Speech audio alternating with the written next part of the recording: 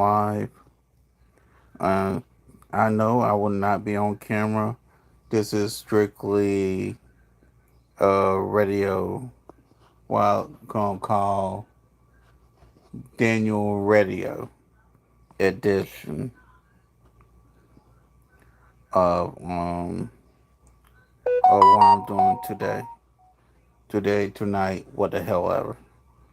As you all know, Trump bombed Iran. Iran retaliated, and basically, this is what went down.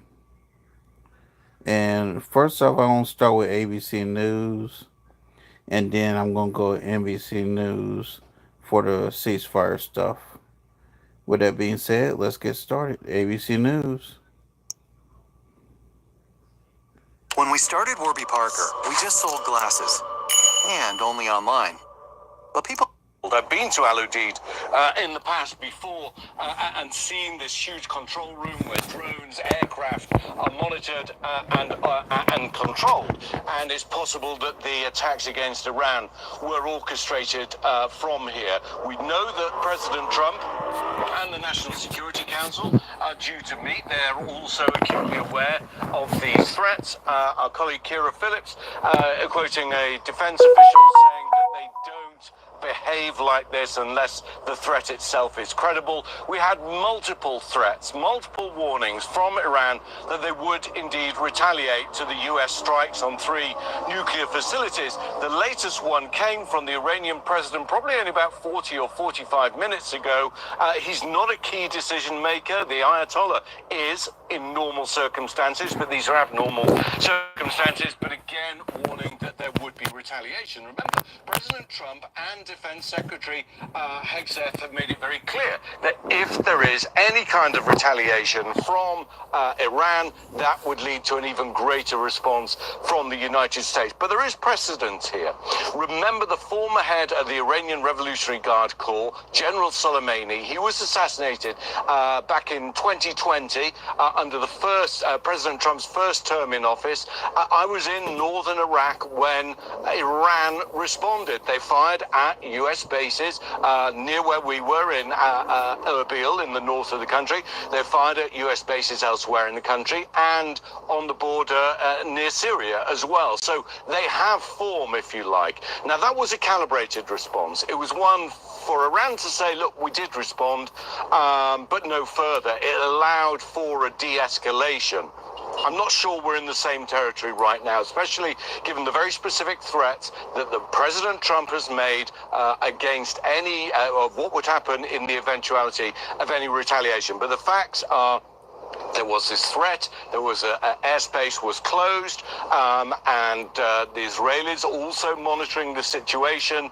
There are reports, we have a colleague whose sister lives in Doha, reports of hearing explosions, but we're in this very foggy situation at the moment. We just need to take a breath and look at what possibly could have happened and wait until we get facts issued from the Pentagon and from the White House and potentially from Qatari officials. Sorry, just one other thing worth adding. Of course, you know, these bases have sophisticated air defense of their own, but Qatar also has sophisticated air defense. It has the US Patriot and THAAD missile systems, some of which are being used here in Israel as Iran attacks.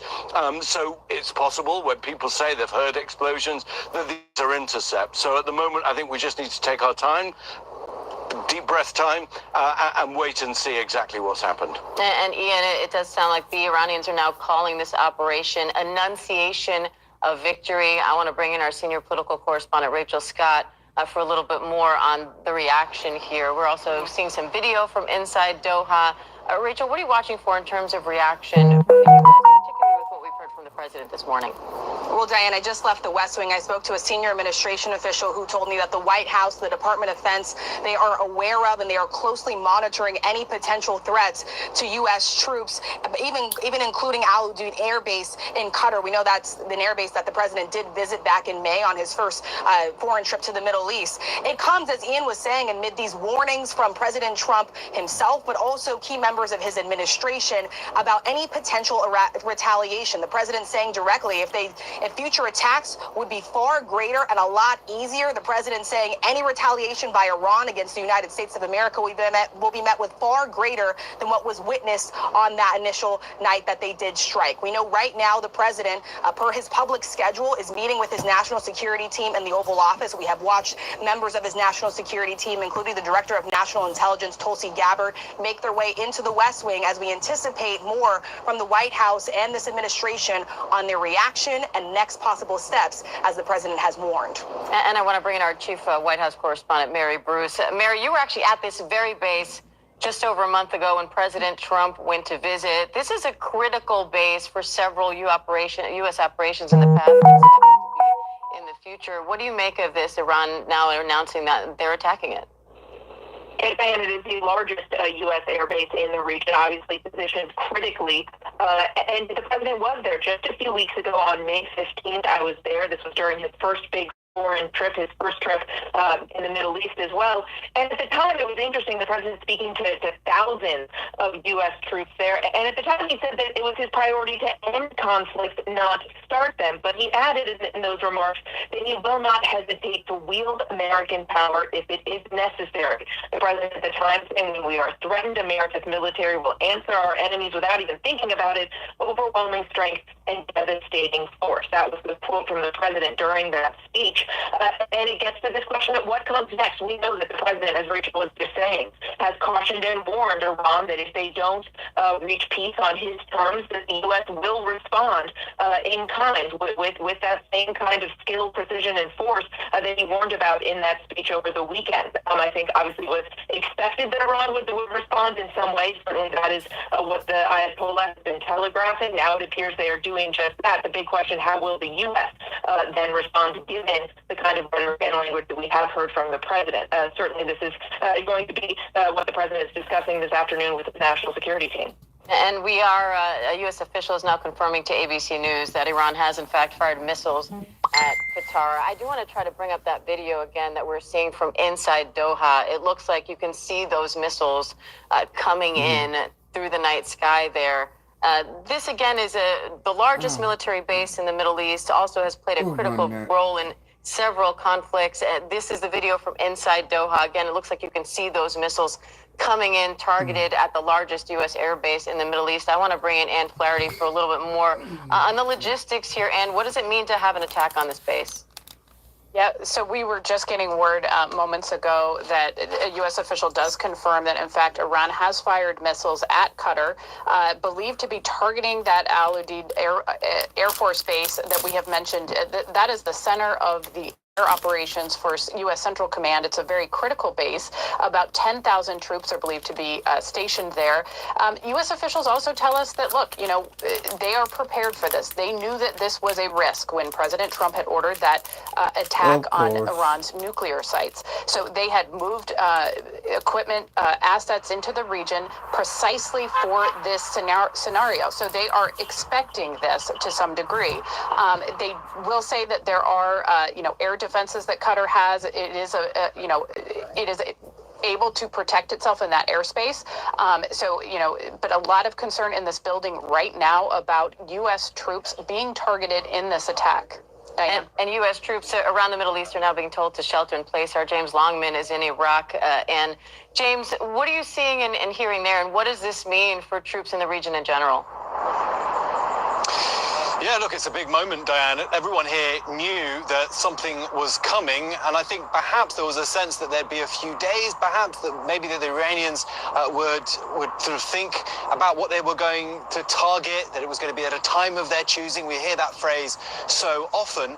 Now these early reports about Qatar and the Gulf, probably the more obvious choice, given these are integral to the U.S. operation in the Middle East and have been in the post-9/11 era. Closer to Iran, though, we did imagine that they'd be striking into places like Iraq, with the Ain al-Assad base here, which has been a target for Iraqi militia time and time again, allied to Iran. There are some 40,000 U.S. troops all across this region, some in those bigger bases in the Gulf, but others at much smaller outposts in places like Iraq and in Syria as well. The United States said earlier this year they wanted to reduce their footprint in Syria, take it down to about 1,000 troops in Syria. I don't think they're there there yet. They will not have, most likely, the kinds of defenses that a bigger airbase in a place like Qatar will. And people at home may remember in 2020, where Donald Trump ordered the assassination of Qasem Soleimani, the Iranian general, head of the Quds Force. After he was killed, the Iranians themselves, not their proxies in Iraq, they struck the Ain al-Assad base inside Iraq. And so that was seen as the Iranians hitting directly at the Americans rather than using a proxy. This time round, though, they have fewer proxies at their disposal. Yes, there are still militias in Iraq that still function broadly in the way that they have been before the Hamas attack on October 7th. But other proxies really have been degraded. If you just look at Syria, which sits between the two countries, of course, Bashar al-Assad, really a key ally of the Iranian regime, would help the Iranians move weapons and supplies between Iran and Lebanon, where, of course, the other major proxy existed, Hezbollah. That's still in place, but Hassan Nasrallah, again, has been wiped out by the Israelis in this post-October 7th era, which is extraordinary if you just think about the number of Iranian allies who have been neutralized since that Hamas attack. The knock-on effect of that attack has just been unbelievable. And so the Iranians now do not have a Bashar al-Assad in Syria to rely upon. They do not have as much a Hezbollah empowered in Lebanon to rely upon in order to employ these proxies to hit the Americans. And so they have to do it themselves. We are yet to know the extent of this attack. Look, it's been it's understood that perhaps the Iranians have used up to half of their long-range missile capability. That's the kind of capability they would need to use to strike places in the Gulf. But their rockets, their attack drones, they still have plenty of those in their arsenal, and they're still able to strike at targets close to home. I'm talking about Iraq, where I am, and in Syria too. So, look, we'll see the extent to which the Iranians really want to strike back. They will want to show their audience at home that they are doing something. By definition, the Iranian regime defines itself in opposition to the great Satan of America, the smaller Satan of Israel, to use their phraseology. So they will have to show a public about whom they are afraid. Let's make no bones about it. There have been massive protests in Iran. They will want to show them that they are doing something. They won't want to do too much, because that would risk their own survival. Diane? And Ian, how are they trying to ride that line, particularly in their messaging now? Just had two statements, one from the Iranian Air Force and another, more importantly, from the Secretariat of the Supreme National Security Council. This is a governing body for matters of national security, as the title suggests, but it's also presided over by Ayatollah Ali Khamenei, at least in normal times. Let me read you part of this statement. Whoever attacks you, attack him in the same way as he attacked you. In response to America's aggressive action and brazen act, the Islamic Republic of Iran destroyed the US airbase in Al Udeid. Well, that's clearly probably not going to be the case, and we have to wait and see what damage was inflicted on it. But interestingly, they also say the number of missiles used in this quote, successful operation was the same as the number of bombs that the US had used in attacking Iran's nuclear facilities. So, I mean, this is a clear tit for tat. As I said earlier, I was in Iraq when there was retaliation by Iran for the assassination of General Soleimani. That was a calibrated response. And if they fired an equivalent number back, that might also be construed as a calibrated response. But that lies in the hands of the Trump administration. They've already put themselves out there as saying any reaction would be met by an even greater response. As James says, I think it's right. I think the regime has to portray strength domestically. It's under huge amounts of pressure. It's in disarray. Many of its leaders have been killed, and there are questions being raised about how much power they continue to exercise. So it will do that. It will also be succor to their supporters throughout the region. Don't forget, at Friday prayers last Friday, we saw large-scale demonstrations. Tens of thousands of people gathered around the Arab world in support of Iran. And this will also send a message to them, as well as, of course, to Iran's proxies. Just to go on to Iran's capabilities, what Israel is saying is Iran started with something in the region of around 8,000 of these ballistic missiles. Now, it's not saying it's destroyed half of those. What it's saying is it's destroyed half of its capability to launch these missiles. And that is an important distinction. Israeli officials that we've been speaking to also say there is a bottleneck in its ability to fire back. But as James says, certainly places like Qatar are close enough for them to be able to fire like this, as is Iraq and as is Syria.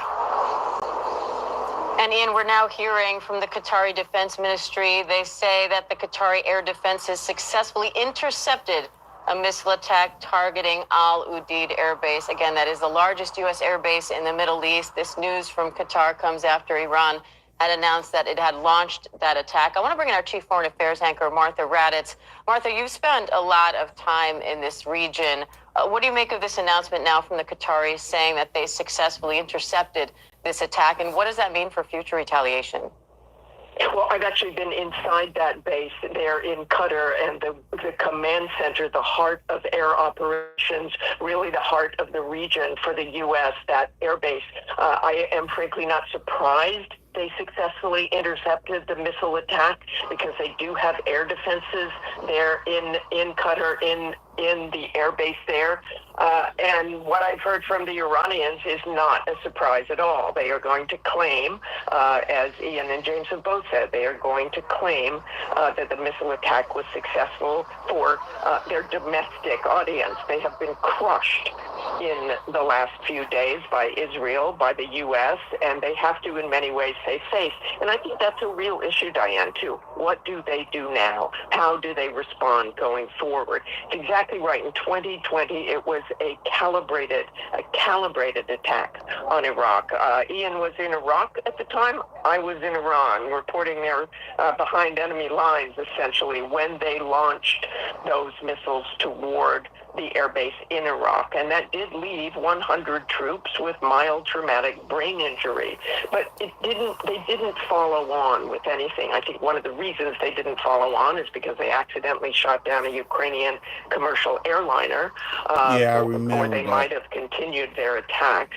But I also think we really have to watch Iran still. They still have capability, and they may have taken out 50% of missile launchers or a good deal of the ballistic missiles. But not only do they have capabilities, they also have sleeper cells here as well. So we don't need to be worried about the capabilities of them firing stuff here. We need to worry about the sleeper cells that are here. And to be honest, I don't even think that Trump even acknowledged the sleeper cells that are already here. They still have capability, and if they keep those missiles coming, if they aim for Iraq, if they aim for Bahrain or other bases, they're bound to have some success. And just go back to what President Trump has said in the past. He has very much said that the U.S. would respond with strength, and the U.S. and Donald Trump are certainly in a position where they would have to follow through with that threat as well. And I want to bring in Colonel Stephen Ganyard into the conversation as well. Colonel, to Martha's point, what is Iran's next move now if Qatar is saying that they were able to intercept this missile attack on this U.S. airbase there? Yeah, Diane, I think the most interesting thing that I've heard so far is that Khamenei said that the number of rounds that they fired at Al Udeid, and maybe perhaps to other U.S. bases in the region, was limited to the same number of bombs that the U.S. used. So the minimum you could consider would be 14. There were a lot more dropped than that. There were 30 Tomahawk missiles, so we'll see how they count. If they count at 14, when they could be counting somewhere up around 70 or 80, then we'll know that this was clearly just, I have to do this, and I'm going to aim it toward you, or I'm going to lose my credibility here and lose the regime. The other thing that's interesting here is we've watched the videos that are coming out of Doha. and is you'll see a lot of lights in the sky, a lot of missiles in the sky.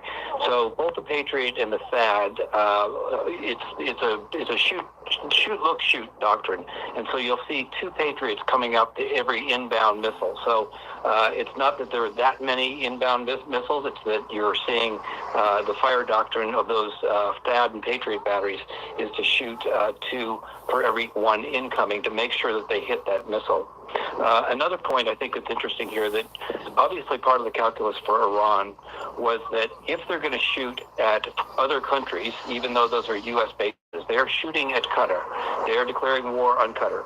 They shoot at UAE or KSA, it's going to be declaring war on those countries. Yep. They know that. In a sense, this makes life easier for the United States, because before we had to move in lots of naval power because we didn't want to have to ask permission of countries who didn't want to get involved. All those countries are now involved and will probably more than likely to be happy to have U.S. forces very apparent and perhaps even striking Iran from their air bases, since Iran has struck them most first. likely. And we can actually see now some of those explosions over the sky in Doha, over that U.S. military base. And now we're hearing that President Trump is meeting with top advisors at the White House as we speak. Rachel, what more can you tell us about those meetings? Well, Diane, I can tell you that we knew that this was a meeting that was on the president's schedule initially. It was supposed to be happening starting at 1 p.m. here at the White House in the Oval Office. We are now told that this meeting with the president's national security team has now been moved to the Situation Room. I was told by a senior administration official not too long before we came on the air, as we were hearing about these strikes, that the president and the White House, the Department of Defense, were closely monitoring any threats to any of our troops, including at this air base. So now we are told by a senior defense official right now that Secretary Hegseth, the chairman of the Joint Chiefs, Keynes, are currently in the Situation Room meeting with the president. And as you can imagine, one of the things that they are going to be mulling over in this moment right now is how the United States is going to respond to this. Yes, they were anticipating some of this because Iran, in the lead up before the president even made a decision on whether or not he wanted to strike, was very forceful in their warnings to the United States, making it clear that strike would be met with strike, that war would be met with war, blow with blow. They warned that repeatedly. And the president, after giving the green light, moving forward with this military strike over the weekend, then put out another warning to Iran, telling them to come to the table, that diplomatic options are still available, that they want to explore diplomacy with Iran. But he did send out that very firm warning, saying that future attacks would be far greater and a lot easier. During the Pentagon press briefing over the weekend, we heard directly from the chairman of the Joint Chiefs, as well as the Secretary of Defense. They reiterated what the president said in his social media posts and also to the nation, warning of against retaliation to Iran. They said it would be in poor choice, in poor favor. But right now we know the president is still inside this meeting in the Situation Room with his national security team. Diane. Meanwhile, James, Iran must be considering their next move as well. And it's not just military. One of the big concerns is that they could close the Strait of Hormuz. Yeah, that's right. They know full well that if they decide to cause a blockade, to mine it in some way, that could disrupt global trade. Some 20% of the global oil supply passes through the straits there. So they know that that's a big move on their part. It probably would affect more the Europeans and Asia than it would the United States necessarily. But Donald Trump was keen about this particular possibility. He was actually messaging today on Truth Social saying everyone should keep oil prices low so as not to play into the hands of the enemy, he said. There's what Iran does, I suppose, as spectacle, as theater, and I would suggest perhaps that shooting missiles at an airbase in Qatar, which it likely knows most of those missiles will get shot out of the air. That's the kind of thing it can sell to its domestic audience. Cutting the Strait of Hormuz, that is real economic pain it can inflict on the world, and that would ratchet up the pressure even more. Likely then to get those European leaders who were trying desperately at the 11th hour to try to get in the room with the Iranians to try to get a deal before Donald Trump ordered that strike on those nuclear sites. Obviously, that didn't go anywhere. I would imagine if the Hormuz Strait was shut, that would get those Europeans back trying to push for a diplomatic solution as quickly as possible. So, look, this is still early days. We don't know if the Iranian attack will stop with Qatar. We've heard speculation that there could could be other bases around the region struck. We know that Iran has form hitting bases, for example, in Iraq, where I am now, as I was telling you just a few moments ago. So it's early yet to see what Iran is going to do. Diane? And we did report last week about aircraft being removed from that airbase as a precaution. So it sounds like the U.S. was prepared for this retaliatory strike, even if it hadn't been intercepted. Yeah, that's right, Diane. I mean, all U.S. officials knew that this was a possibility that Iran would have to attack. It would have to strike back. As Martha was saying earlier, you know, this is almost a face-saving move that they feel that they have to go through with, of course, a very dangerous one. And last week, as you mentioned, we did report that that base had moved nearly 30 military aircraft. They've gone to other bases as this precaution. We also know that they've sent another aircraft carrier into the region, that these aircraft carriers can carry up to 60 fighter jets. All of that to help with any operation that might pop up to respond to these types of attacks, because of course, you know, everybody is very much on edge. They're very nervous because if anything were to get through and if an American were to be killed, you know, the speculation there is that President Trump would have to respond. And that's what has everyone concerned, because, you know, it goes from being this singular limited strike on Iranian nuclear sites, and then it moves into a wider war if there's this retaliation and back and forth and so forth. So, you know, a lot of this, the U.S. officials here say that they are hoping that everything, you know, that this is a one-off, that, you know, they can handle this, they can shoot these missiles down, and that the calmer heads prevail. Diane? Ian, is this response, now that Qatar is saying they intercepted it, still enough to satisfy that need for Iran to retaliate politically for them, or do you think Iranian leadership is still under pressure to do more now? They ain't gonna We have to stop. wait and see. Do they attack U.S. bases in Iraq, potentially the Fifth Fleet in Bahrain, where, interestingly, the Interior Ministry has advised people to stay indoors, seek shelter? That would certainly be a significant escalation. I think Anne's absolutely right. It depends what the report is on how much damage there is, whether U.S. personnel have been injured. But also, a lot of it depends on the mood of President Trump. I think there's many people will feel this was suicidal by Iran. It's already beleaguered. It's had its key leadership killed. It's had its armed forces decimated. Israel now controls the skies. And although this may be face-saving, which shouldn't surprise us because there's form there, the response from the US to this could trigger further events inside Iran. And you've got this real danger now of this going from what felt like a localized conflict into a more regional conflict. And we have to wait and see what the response is, not just of Qatar, but of other Arab countries, especially in the Gulf, and the response of the United States. But there are real dangers here. This really is dangerous ground, that this starts to become far more regional. And that will bring in many players. It will involve the popular mobilization units inside Iraq. And the reason why this is dangerous, because whether people like it or not, this here can also affect what's going on with Russia and Ukraine. It can affect things in North Africa. It can affect things in the European Union. This is like a domino effect, people. If one thing happens here, then something else can happen over here, and yada, yada, yada. Let's continue. Oh boy, let's continue. Potentially involves Hezbollah, who've also been active again today, and there will be consequences. Now, if the United States and others continue to try and degrade Iran's abilities just from the air, that is one thing. But if anybody is starting to suggest anything more significant, then we're in a totally different ballgame. But again, Let's just be patient and wait and see exactly what the impact has been. Let's wait to hear from the president and the defense secretary and the chairman of the Joint Chiefs.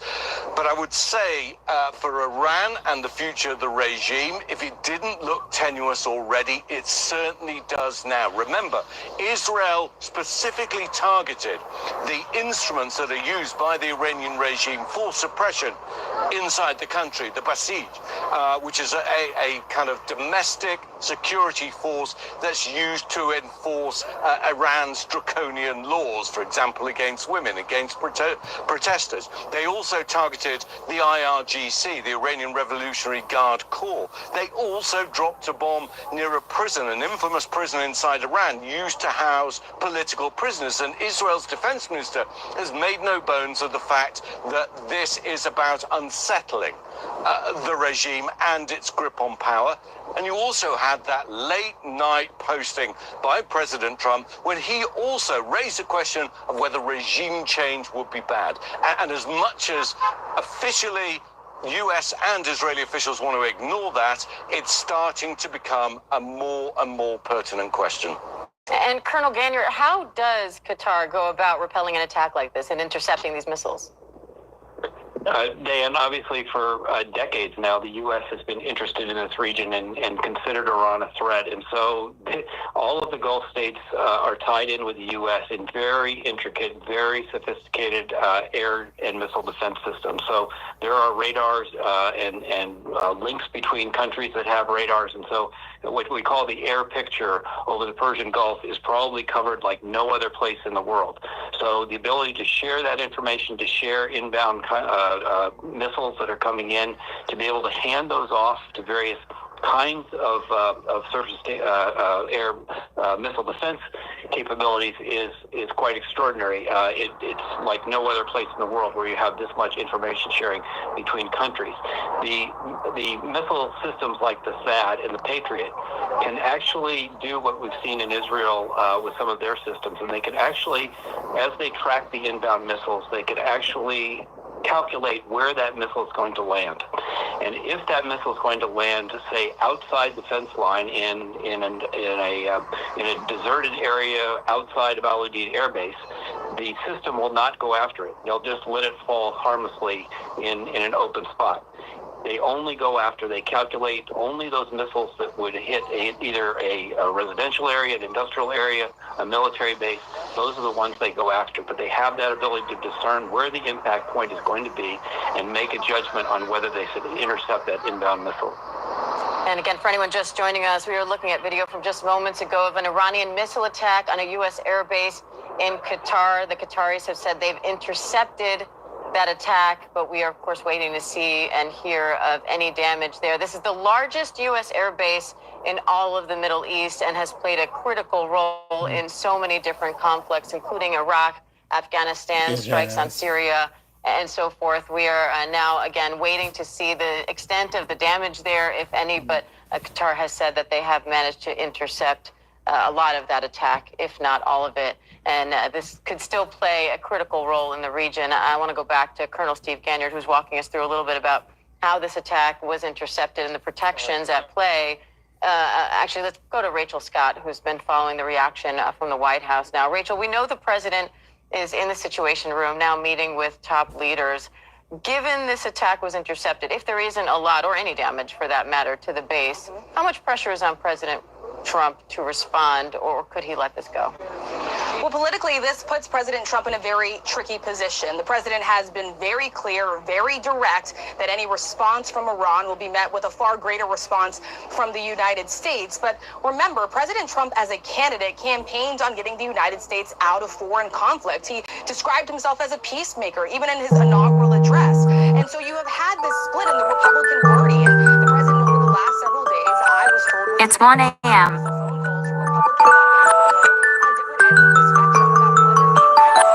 should get involved. Some, like Senator Lindsey Graham, urging the president to direct his involvement. Others cautioning the president against saying that the United States needs to take a step back here and see Israel as an ally and a friend, that they need to be involved. We know the president's calculus on this has started to change. Specifically, U.S. officials started to realize that Iran is serious about moving to continue these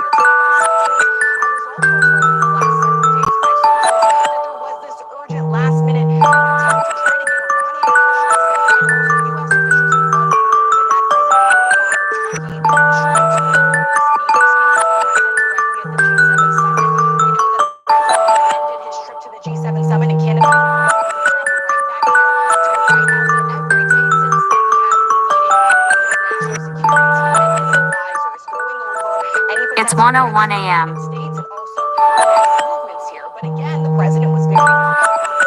In addition to warning Iran not to retaliate against the United States, we also heard from the president on social media just yesterday talking about the possibility of regime change. The president saying that it's not politically correct to use that term, but he went on to say that if Iran's supreme leader cannot make a great again, why not consider regime change? I had a chance to speak to the White House press secretary earlier today, and I asked her, what did the president exactly mean by that? Is he calling for the United States to get involved to accomplish that? Is he calling for Israel to get involved to accomplish that? Or is he talking about the Iranians? And she was very clear with me that the president was speaking about the Iranian people, saying that it's up to them to decide if they want to rise and attack that regime if they don't come to the table with peace. And Rachel, I want to go back to you because we're now hearing the first reaction from Israel to this attack. It's 1:02 a.m.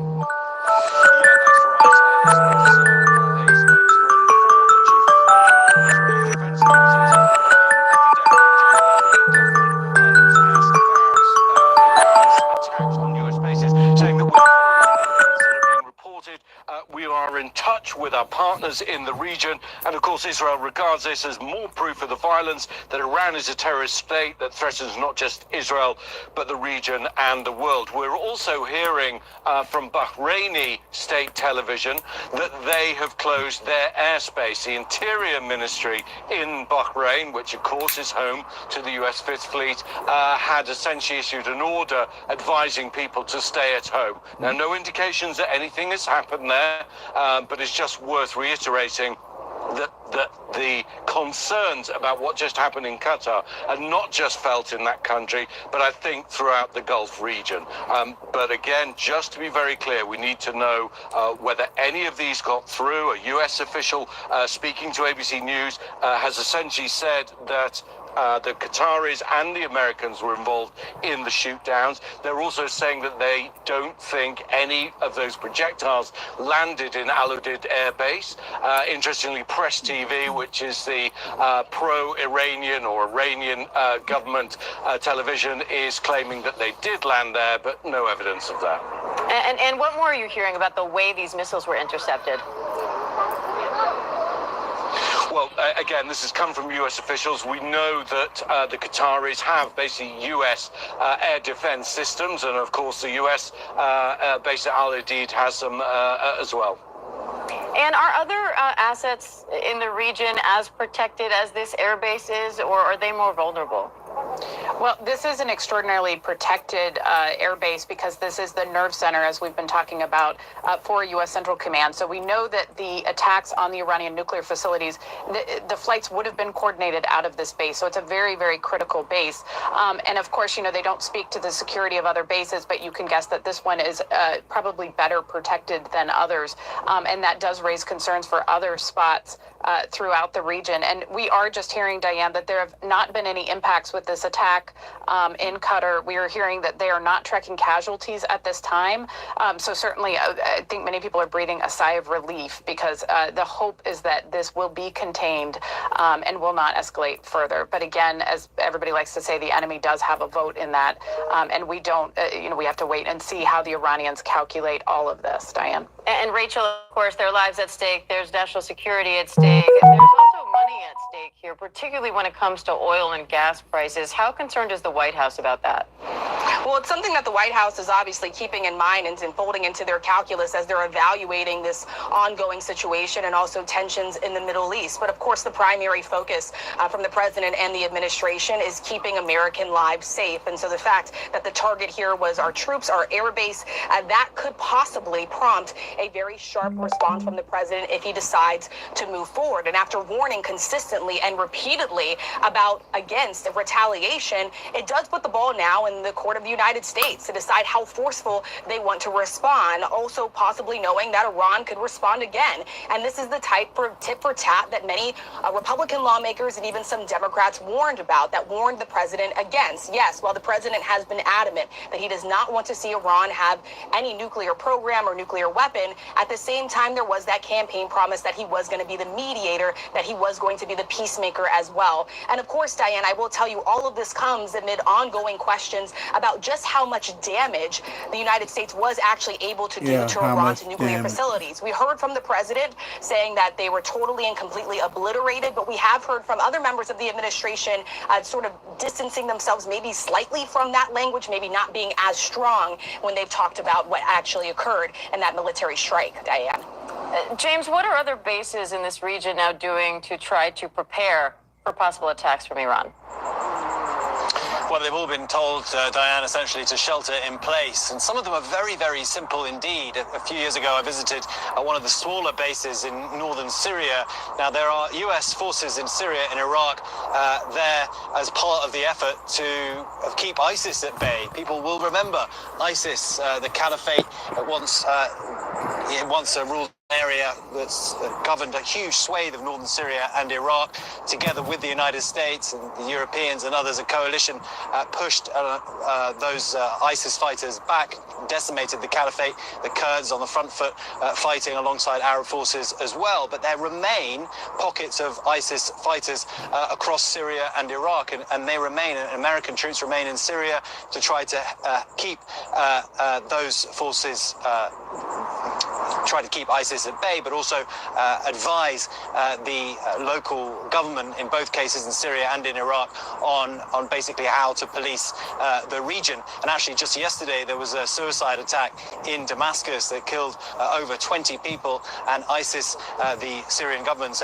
claimed responsibility for that attack. So ISIS is still very much a threat, nowhere near the same kind of threat that it used to be, but it remains a serious dynamic in this part of the world, and that is why US forces remain.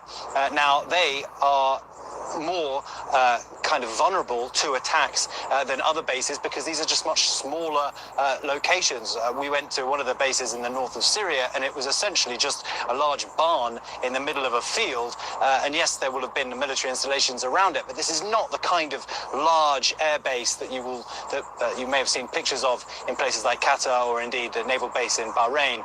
These are much smaller. So these US service personnel are essentially much more vulnerable to attack. We actually saw that in January of last year at Tower 22 in Jordan, where US service personnel were killed by Iranian proxies there, and the US had to figure out a response, which was in the end striking their proxies in Syria and in Iraq. So these are much smaller bases around this part of the world. That makes them more vulnerable. They're also much closer proximity to the Iranians.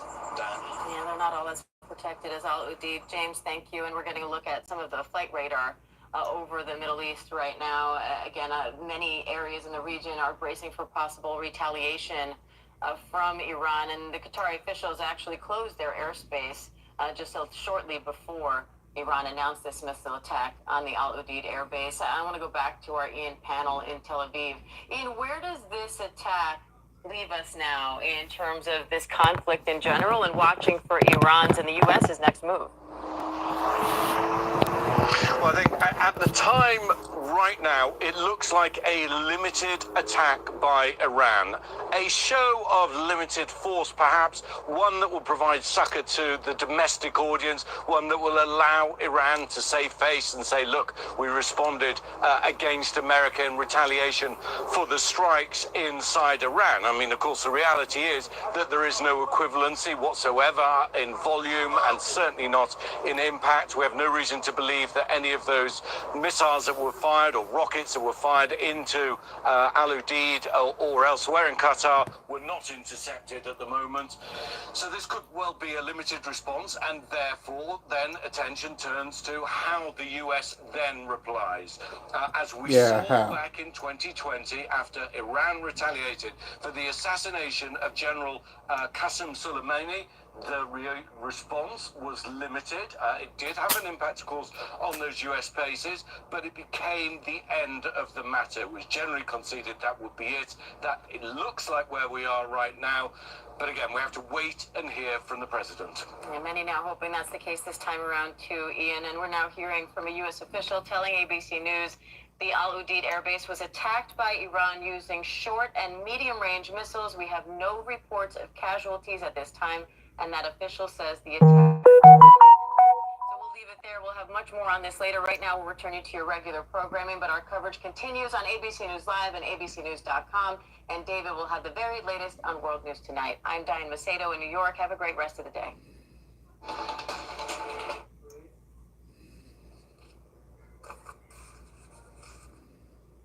And Diane, thank you so much. I'm Kira Phillips. We do continue with our breaking news coverage. It started with booms and explosions in the skies over Qatar. We have now confirmed Iran did launch missiles in a region home to America's largest U.S. military base in the Middle East. Sources telling me Secretary of Defense Pete Hegseth and the chairman of the Joint Chiefs were in the Situation Room with the president. Word now is that this strike on behalf of Iran has ended. Foreign correspondent Marcus Moore is in Tel Aviv. Also with me, retired Army Colonel Seth Crumrick. Seth, let's go ahead and start with you. Okay, it's ended.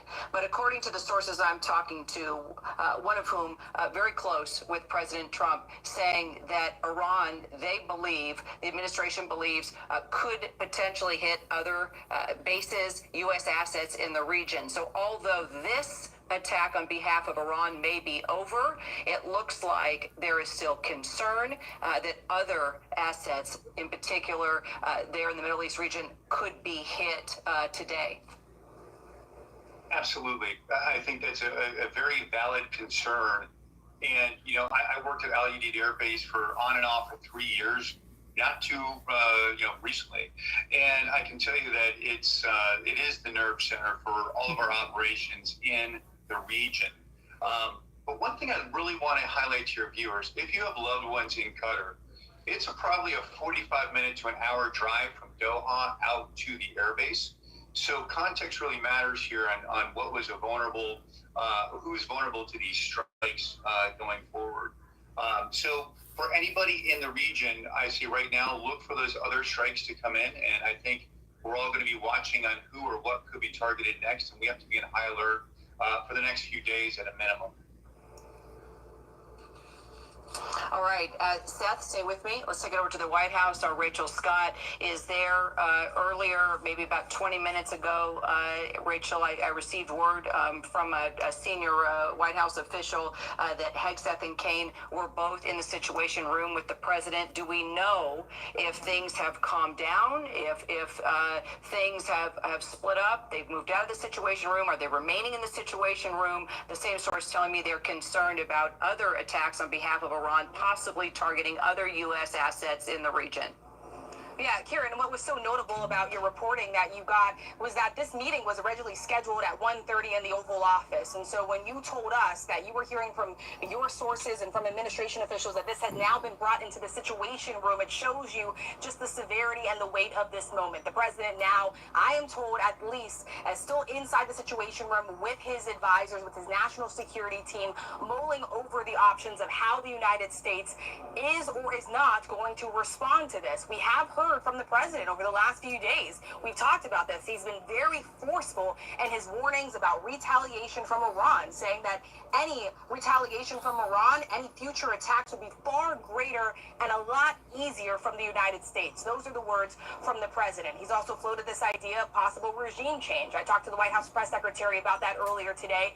She told me that's not something from the U.S. military's posture or position, that their posture remains the same, but they say that if there is no diplomatic option and that Iran is not willing to come to the table, then it's up to the Iranians to rise up. So here's what we know at this hour. We know that the president, the administration, they were on high alert, not only here in the United States, but also our troops abroad, including the Middle East. And we know the president still, as we know as of this hour, still meeting with his national security team as they try to figure out the next steps. One thing I will say here, Kira, as we talk about the political impact of this, the president did campaign on two things, on Iran not having a nuclear weapon, but also staying out of these foreign conflicts. And so what he decides next could thrust the United States even further into this conflict, and it remains to be seen how Iran would potentially respond to anything we possibly do going forward, Kira.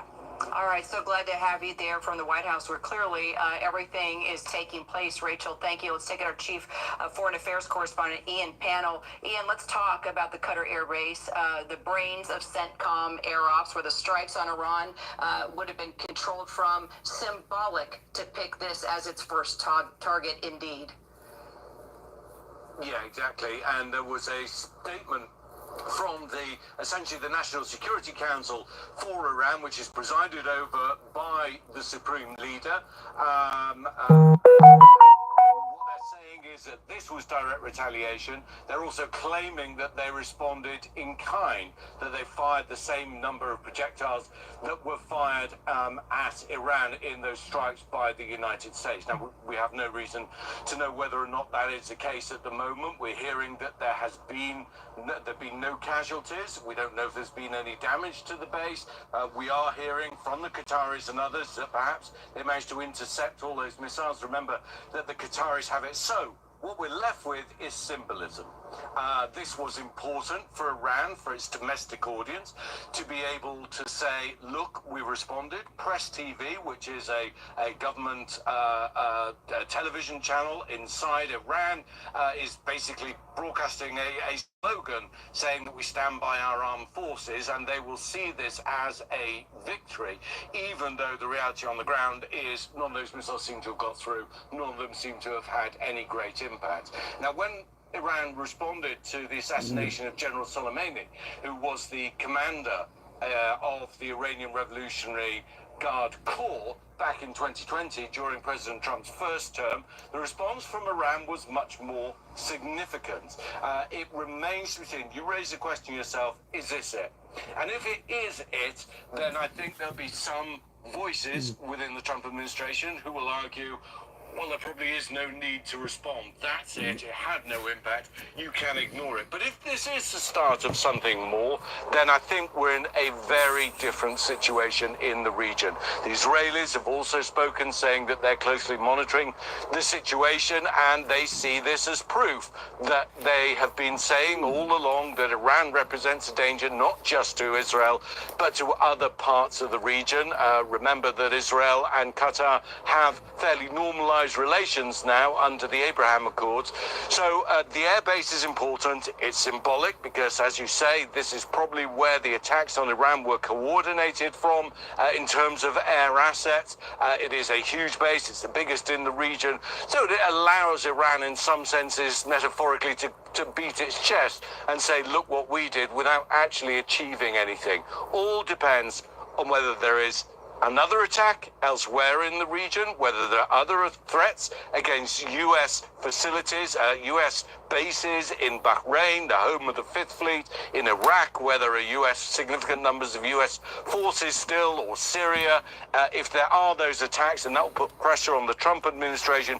And we also have to wait and see what the response is from the Trump administration. Given how categoric they were that any reaction, President Trump said this, and Secretary of Defense Hegseth very, very clearly after the strikes on Iran, if there is any reaction, any response, any retaliation from Iran, then the response from the US will be even greater. And that is then dangerous territory that you get into a situation of escalation. Dangerous territory. A risk of escalation because there are a lot more military assets in the region. Ian Pannell, thank you so much. So from the symbolism of Qatar to other possible strikes, let's take it to Ann Flaherty at the Pentagon. And Ann, if we think of possible additional strikes that could take place, we've got Iraq, we've got Bahrain, we've got Kuwait, all crucial places for U.S. Military assets that could be the next target. Yeah, that's exactly it, Kara. I mean, think about 40,000 troops in this region. They were in place before the U.S. Launched that brazen attack on Iran's nuclear facilities. And the concern that U.S. officials in this building tell us is wanting to keep them safe, wanting to protect them from these Iranian missiles. We don't have good visibility on exactly what kind of, stash the Iranians have with these short-range and medium-range ballistic missiles. U.S. officials tell us they have some idea, but, they certainly can vary a lot of their weapons, and they wanted to be prepared. So we knew that ahead of this attack that many of the military aircraft in Qatar had been moved to other bases, for example. We had heard nearly 30 of them had been moved. And then we heard as this attack unfolded, we heard it was short-range and medium-range missiles that were launched from Iran, that Patriot missiles were in play to defend this airbase. And then, of course, the concern is the protection of troops in other countries, as you said, Iraq, Iran. There's, a lot of concern with that. But U.S. officials here tell us that they have been prepared for this, that the past few days leading up to this event, it's all been about arranging assets in a way that would protect these 40,000 troops in the region, Kira. All right, and thank you so much. Let's take it now to General Robert Spalding, retired former B-2 bomber pilot.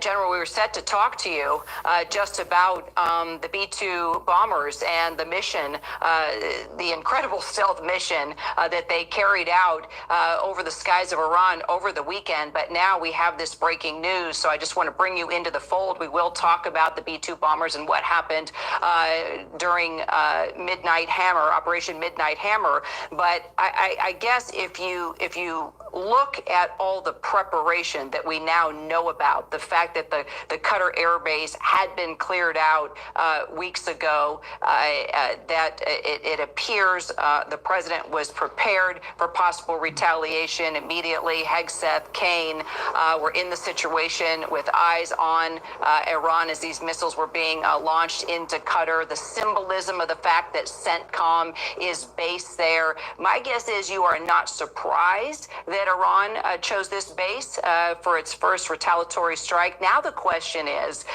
will there be other strikes, and will we continue to be prepared for those? Well, I'm sure there will. First of all, my thoughts and prayers are with the troops that are in the region, and especially at Al Udeid. It really is a heartbeat of the Middle East in terms of our presence there and the use of air forces, and certainly have been supporting the Iran attack. They have been well prepared to receive this. They're well defended. It sounds like the Iranians actually coordinated this with the Qataris, meaning they were hopeful that nobody actually got hurt. I think that gives some room for nuance to the president in terms of how he might respond to this.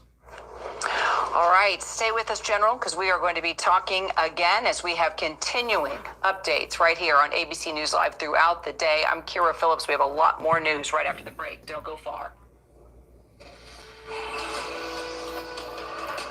Whenever, wherever news breaks, it's so important to always remember that lives are changed. Here in London, in Buffalo, Uvalde, Texas, Edinburgh, Scotland, from Poland once again tonight. Thank you so I got to pause it for a second.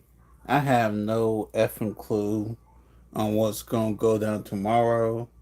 Hopefully this ceasefire will work.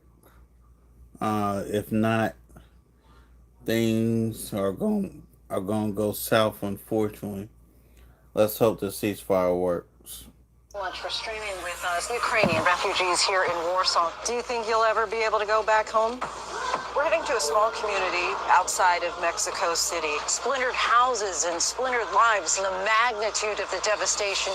You're streaming ABC News Live. Reporting from Rolling Fork, Mississippi, Santa Fe, New Mexico, Raleigh, North Carolina, the U.S. Capitol, Mayfield, Kentucky, Minneapolis, Mexico, Tongass National Forest, Alaska. Getting you behind the stories at... Here we go. Rather, before the bombings even happened. We're going to talk about this.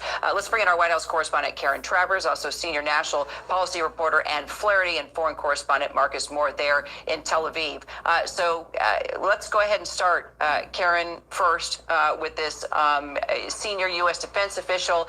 Tell me both Secretary Hegseth and the chairman of the Joint Chiefs of Staff, Dan Kane, were in the Situation Room with the president. Do we know if they are still in the Situation Room, waiting for additional attacks, possibly within the region?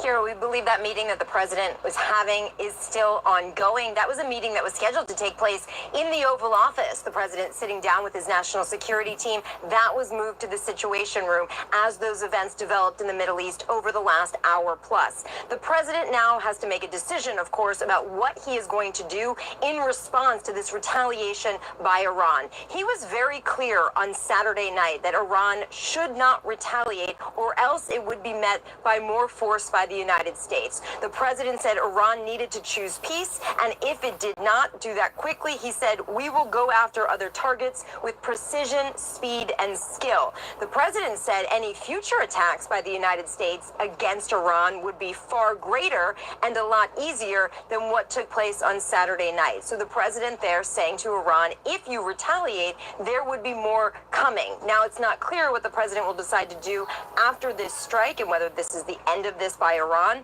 but the president huddled with his national security team, and we're waiting for a response from the president to what took place there in Qatar. Got it. All right, Ann, let's take it to you over at the Pentagon. We're now getting word that Kuwait has closed its airspace. Is there concern this could be the next base that Iran is targeting? We do know, I guess, that the missiles that were used to launch at Qatar, that it was not successful in any way like Iran is claiming. We're hearing both from Qatar and the U.S. That there were no casualties, no damage. Can you confirm? Yeah, we are hearing from officials at this time that they are not tracking any casualties in that attack.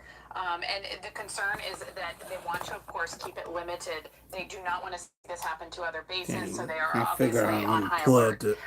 We are told that they aren't tracking any other attacks at this time. We do know that short-range and medium-range missiles, as you mentioned, were used in this attack on the Air Force Base in Qatar. Again, this is the base that is essentially the nerve center for the U.S. Central Command to launch look at any kind of air traffic. It would have been really playing a critical role in that attack that the U.S. launched against the Iranian nuclear facilities. So really a critical nerve center there for U.S. Central Command.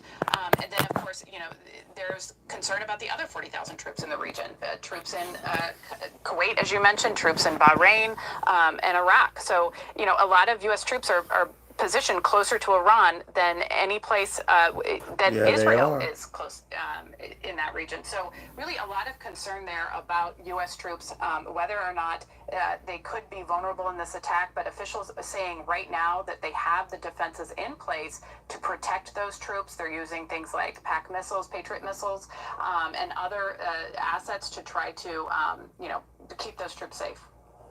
Well, Marcus, let's talk more about that with you. The same senior U.S. defense official telling me they do believe that Iran's attacks will be regional, that they are preparing for that.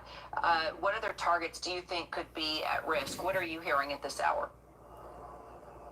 Well, certainly, Kira, the bases that we were just discussing are no doubt targets, as Iran has already acknowledged that they launched a strike on the airbase in Doha. But as Ann was just alluding to, there's 40,000 troops in the region, all of them potentially targets of Iran. And we have seen the response to that threat tonight, as we know that the airspace has been closed in Kuwait. It's the same story in Bahrain, where the airspace has been temporarily closed. All of it surrounding this threat of further attacks, because the belief that this might not be over just yet. And Kira, just to give you some sense of what it has been like on the ground in Doha, I've been in touch with people there, and they told me that they heard that the airspace had been closed, but then the next warning they had were the explosions.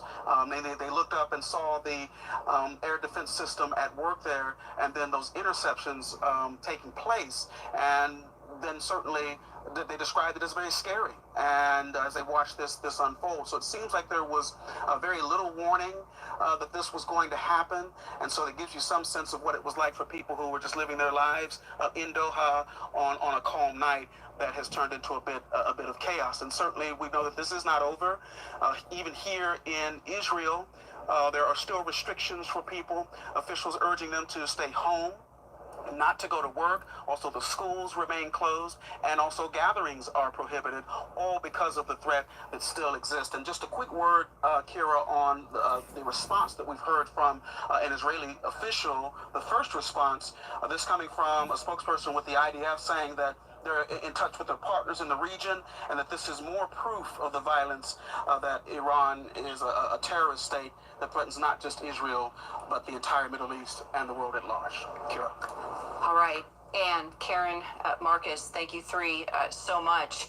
And, you know, we have to sort of back up and talk about what led to this, as of course we keep our eyes on the region now and see if indeed Iran continues its strikes on U.S. assets throughout the Middle East. But one of the big questions being asked right now is, did Operation Midnight Hammer actually obliterate Iran's nuclear program? Trump says yes. Vice President J.D. Vance says it's only substantially set back. And then our own Mick Mulroy, who is former CIA and Special Forces officer, says that the strike has now turned back the clock on Iran's nuclear program 3 to 5 years.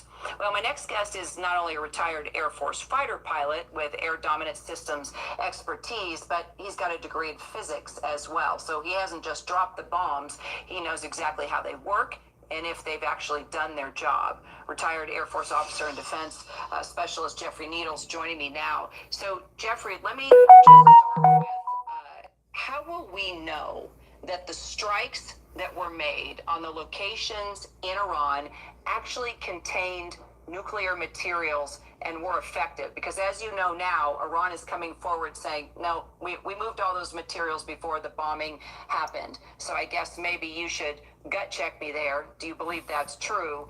And then explain to me, how do we know what was hit and if it was effective? Yeah, thanks, Karen. You know, the intel community is going to be looking at overhead imagery and target pod footage to assess damage on these facilities. They're also going to be working in a slightly other piece of the spectrum. They're going to be looking at radiation detectors and gamma ray spectroscopy to assess if the highly enriched uranium was present or leaked at any of these sites.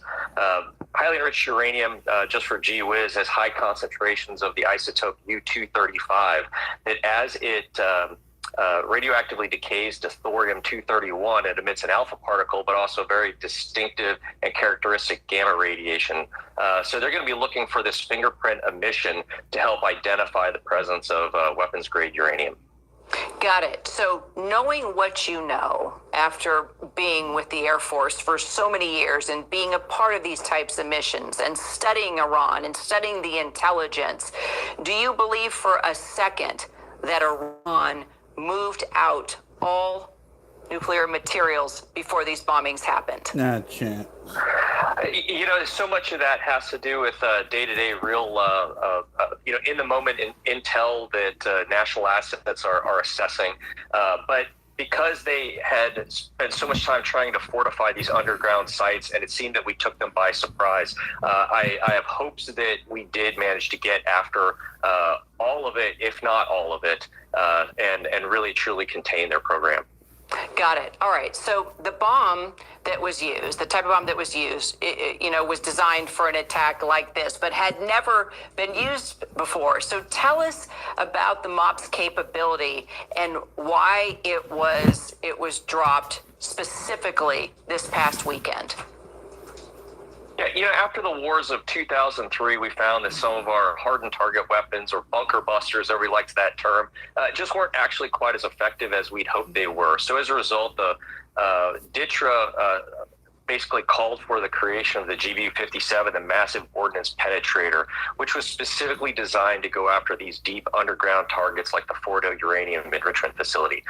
This is truly a bespoke weapon for this specific target set. The bomb itself, it's a 27,000-pound ferrous cobalt bomb body, and I think you have some imagery there, and it's designed to drive at least 200 feet into concrete and earth to deliver its 5,000-pound payload intact to be able to effectively explode and get after those facilities. Got it. Something, and I know, you know, a lot of people just don't understand this like you do, but a lot of people have been asking, hey, they blew up nuclear materials. So how do we know that there's not going to be a health hazard like Chernobyl? Folks that don't understand operations, what do you say to the typical American that was, you know, worried about the innocent civilian in Iran when these explosions happened, and you're talking nuclear materials?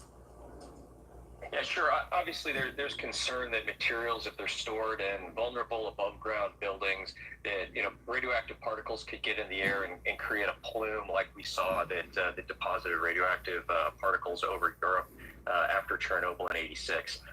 However, a carefully planned attack against an underground target could actually work to trap and seal in these materials under layers of earth and rock.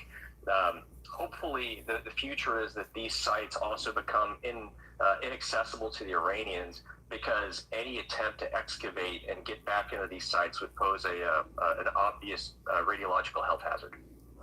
Jeffrey Needles, always good to talk to you in times like this with the firsthand experience that you have. Appreciate you. Thank you. Thanks, Karen. Well, for more, let's bring in National Security Defense Analyst Mick Mulroy, along with Trita Parsi, the Executive Vice President of the Quincy Institute, an American think tank focused on U.S. foreign policy. Mick, let's start with you in the breaking news. I thought we were going to sort of backtrack and talk about the weekend, but I guess, look, the Trump White House knew something was going to happen. Clearly, they were prepared today. They were in the Situation Room monitoring these retaliatory strikes. So I guess from your experience, what did you make of today's attack, the symbolism of Qatar, of course, and CENTCOM's main air base? And then are you concerned about other strikes now in the region? So, Karen, you're right. Al Udeid is the forward command for Central Command. It's also the Air Force component of Central Command, and at any given time, there's around 10,000 troops in a whole air wing there. But it was clear, and I am in the region, that they moved out most of those aircraft and most of those troops were spread out in other countries, and that this was basically telegraphed, I believe, by Iran, potentially through intermediaries, to include Qatar, to the United States. And that's why I think, as you rightly point out, the Secretary of Defense and the chairman were sitting in the Situation Room. Hopefully, this was just meant to show that Iran can strike back. They made a point to say that it was the same amount of missiles, bombs that were dropped by the United States. It doesn't appear that there was any damage or casualties. So this could be the end of the tick for tack if Iran stops here. And of course, that's up to the President of the United States. All right, so Trita, let's bring you into this now. The Iranian response appears to have caused no damage and no casualties. Do you think there is still a window for diplomacy here? There certainly is. And as Nick also pointed out, if it stops here, there is a chance to get back to the table. But there's a wild card in this, which is the Israelis. It's not clear to me that the Israelis want to stop at this point. I think they want to continue to push, and they wanted to continue to push the United States to go back in and bomb more things. I mean, the Israelis have been pushing the United States to go to war with Iran for more than 20 years. It seems odd to me that at this point, when they have gotten further than ever before, they would be okay with withdrawing. But I think Trump probably would want to find a way back to the table. But even if he manages to do so, if he continues to insist on the Israeli red line of no enrichment, I don't think he will get a deal. This whole episode started off with Trump shifting the goalpost and adopting the Israeli red line of no enrichment instead of the American, his original red line of no weaponization. Had he stuck with his original red line, I think there actually would have been a deal by now. And Trita, while I have you, because you've written a number of op-eds recently, Trump had threatened to the Ayatollah. I have eyes on you. I know where you are. He basically was saying, I can get you if I want you. And he said, but I don't want to. I want peace first. And then this attack happens. Now he's coming forward saying he's floating the idea of regime change. Do you think, with your experience and your background, that a regime change is coming? And if so, do you think it will be by revolution? So we don't have any examples of regime change coming through airfare, war from the air. To actually do a real regime change, you would have to have troops on the ground and actually install a new government. What I think the Israelis may be looking for is regime collapse, which means that you just collapse the existing regime. You don't install a new one. You don't go that far. You don't try to own the outcome. Instead, you let the chaos fester in Iran. And I think that is much cheaper for the Israelis and something that I think they would prefer, mindful of the fact that they don't have the capacity to go in with ground troops to install the new regime. Perhaps they will try to push the United States to do so. But I think that would create major problems for Trump, because at the end of the day, despite of his tweet yesterday, there is a tremendous amount of apprehension in MAGA world about the United States going back into yet another regime change war in the region on the basis of accusations of nuclear weapons. Meanwhile, this comes as the IDF is now telling us it's conducted even more extensive attacks in Tehran, 50 Israeli Air Force jets involved. We're going to follow that. Trita, it's great to have your voice. I hope you stay close to us as we continue to follow this, in particular the breaking news, and with more strikes possibly coming out of Iran, and now Israeli strikes continuing within Iran. Mick Mulroy, always great to have your expertise as well. Gentlemen, we will talk again. Straight ahead. You bet. You definitely feel that summer's here, right? Well, over half the country sure does, because it's record heat everywhere you turn. We'll tell you where it's really getting hot. And the prosecution close to concluding its arguments in the case against Sean Diddy Combs. We'll take you there next.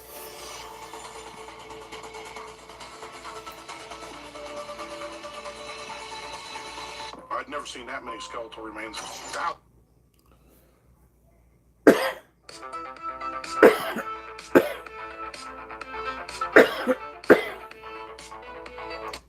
Ambassador, I've just been alerted to a post from the president. We were discussing his messaging. This is brand new.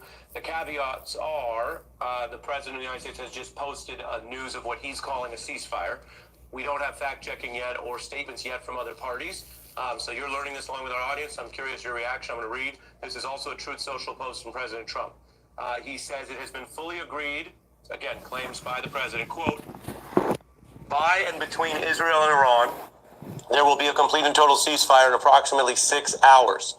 And then he says that will go on for 12 hours, quote, at which point the war will be considered, and the president, in his style, writes in all caps, ended. Again, reading further from the new statement moments ago, quote, officially Iran will start the ceasefire, and upon the 12th hour, Israel will start the ceasefire, and upon the 24th hour, an official end to what he is calling this 12-day war, which will, the president says, be saluted by the world. And he goes on to include other details. My question to you is, given this is coming from one side, but either quickly will be confirmed or not, that's how we track these stories, what is your response, and what does that sound like to you, given your voluminous diplomacy experience, that time scale as announced here by the president? Well, I believe it, and I believe it for a simple reason. We saw the Iranians retaliate today at two places, Al-Assad base, where they hit before, after Qasem Soleimani was killed, and Al Udeid base in Qatar. There were no American casualties. It put the Iranians in a position where they could say, we retaliated. One thing Khamenei could not do was look like they simply surrendered to us. So by retaliating, he can claim we retaliated. He can claim we inflicted damage on Israel. So they're in a position where they can say, okay, we stood up, we didn't give in. The Israelis were in a position where their military was saying, we are pretty close to exhausting all the targets that we needed to be able to take out. And I think that the president, all along, he never wanted to get into what he calls the forever wars in the Middle East. He took on his own base in this regard, who clearly people like Tucker Carlson and Steve Bannon were very much against taking this step. And his wanting to show that he could use force and then produce a ceasefire quickly makes, in my mind, very credible. The fact that Iran took a step and they can say, we did it, puts them in a position where they can end it. I would also say whether Prime Minister Netanyahu was prepared right now to end it or not, I think he couldn't say no to President Trump on this. And my guess is there's some possibility that this was even coordinated in advance. I could see an understanding where the president said to Bibi, we will do this, but after we do it, the war has to end. I wouldn't with an off-ramp ready. So let me ask you, Ambassador, if this ceasefire holds, President Trump, just here in these moments, breaking news, has announced, posting online, a ceasefire, Israel, Iran, U.S. If this ceasefire holds, is durable, is this a significant foreign policy win for the Trump administration? It is, but let's look at it. It is, to be fair. It is. The question will be, how do you translate and turn the ceasefire into something that's enduring? A ceasefire is exactly what it says. You're ceasing fire. Does that mean it can't be resumed? Are there understandings about if Iran begins to try to reconstitute its nuclear program? Are there any understandings there? Is there going to be a negotiation now that basically deals with the future of the Iranian nuclear infrastructure? I mean, the reason that we ended up using force was precisely because the president came to the conclusion that the negotiations that we were conducting with them, which were designed to ensure that there was no enrichment on the Iranian side, he basically came to the conclusion he couldn't achieve that diplomatically. Now, does he believe that's achievable? I suspect that the Iranians will come back. They may make a concession on actually enriching. I think it'll be very hard for them to give up the right of enrichment.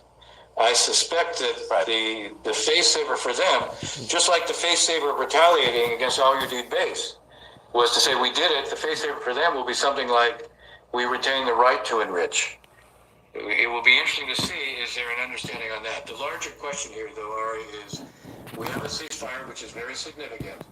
Can you translate the ceasefire into what is an understanding of what the future of the Iranian nuclear infrastructure is going to be, what the future of their ballistic missile program is going to be, and what's the relationship between Iran and its proxy network? We're joined by General Barry McCaffrey, retired four-star Army general, MSNBC military analyst. We have a battery of questions for you. We were speaking to someone you know well, Ambassador Ross, who's done a lot of Middle East diplomacy, including leading to ceasefires like this news tonight, if confirmed. So I have many questions for you, but first, your response to what the president says is this ceasefire. I think everyone should have one of these in their Hold car on, now. hold on. Especially now that they're so inexpensive.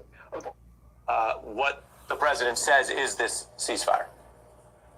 Well, look, how wars end is far more long-term consequences than how they begin. I had to pause it for a second. Y'all, I gotta be brutally honest. I got a feeling this ceasefire really ain't gonna work. I don't know why, but I got a feeling it's gonna be like the ceasefire that Ukraine and Russia had, that little bit of ceasefire, and then they went right back to Russia went right back to bombing Ukraine. And me personally, that's how I feel this year is gonna end up. I'm gonna play this last little bit and take my ass to sleep. Consequences than how they begin. On the surface, this is very good news. It's an appropriate time to stop shooting. The Iranians are at the bottom of a barrel. They have no good options, military or political. They have no allies. Most of their population despises the theocratic regime. The Israelis are tearing apart their leadership, both political and military and scientific. So they've got to get off stage. The Israelis are running out of high-tech munitions. They want to stop it. President Trump clearly does not want the war to continue. So the big question, as Ambassador Ross says, is how do we translate that into some political long-term good? How do you get them back to the table and negotiate? And how do you get them to sign a renunciation of seeking a nuclear weapon? How do you get them to say after 46 years, don't dedicate your national purpose to eliminating Israel? And if all that happens, and there's good possibility it will come out that way, then this has been an enormous change for the better in the Middle East and for U.S. national security. Really interesting to get your, again, first order reaction to that. On the framework, we were just covering how Ambassador Ross, yourself say this sounds, if durable, like an important, significant step for the United States under the Trump administration, as was apparently the effect of bombing. At the same time, I'm quoting from the president's post on Truth Social, where he recently posted about regime change, and within hours, top people, including the Pentagon chief, were saying no, the opposite, retracting what he posted on Truth Social. Now, in Regime detail, change this will sounds not different. work. But with that in mind, know I how want to many read to times you I more of the gotta say details, that. get your background experience on what this sounds like. Regime change is 2 words. You can throw it out and take it back. This has a level of detail where the president announces that basically 6 hours from now, this would begin. For 12 hours, it will go. And if it holds, it would then be ended. This is a rather lengthy post. I'm going to read the highlights. Officially, I'm reading from this quote, Iran will start the ceasefire, and upon the 12th hour, Israel will start the ceasefire, and upon the 24th hour, that would be the end to the war.